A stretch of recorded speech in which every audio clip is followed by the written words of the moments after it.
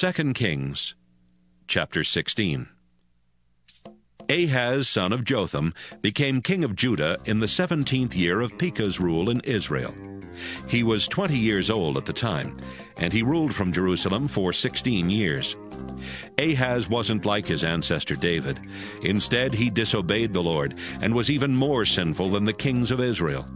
He sacrificed his own son, which was a disgusting custom of the nations that the Lord had forced out of Israel.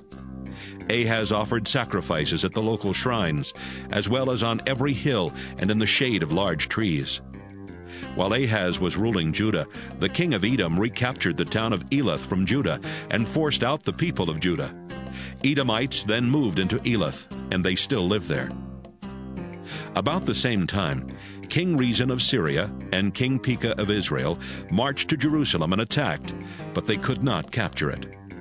Ahaz sent a message to King Tiglath-Pileser of Assyria that said, "Your Majesty, King Rezin and King Pekah are attacking me, your loyal servant. Please come and rescue me." Along with the message, Ahaz sent silver and gold from the Lord's temple and from the palace treasury as a gift for the Assyrian king. As soon as Tiglath-Pileser received the message, he and his troops marched to Syria.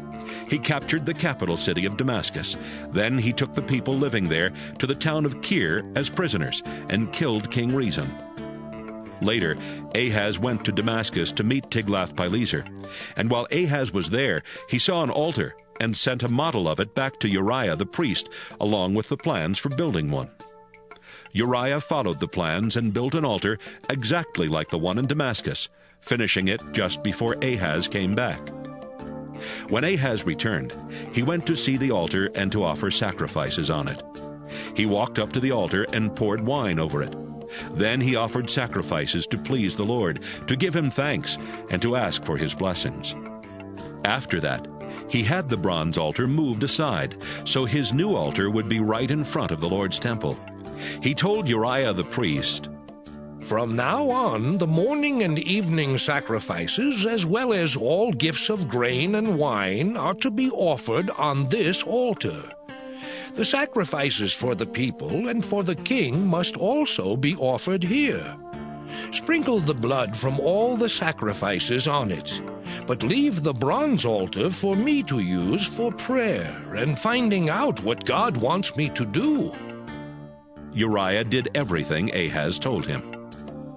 Ahaz also had the side panels and the small bowls taken off the movable stands in the Lord's temple.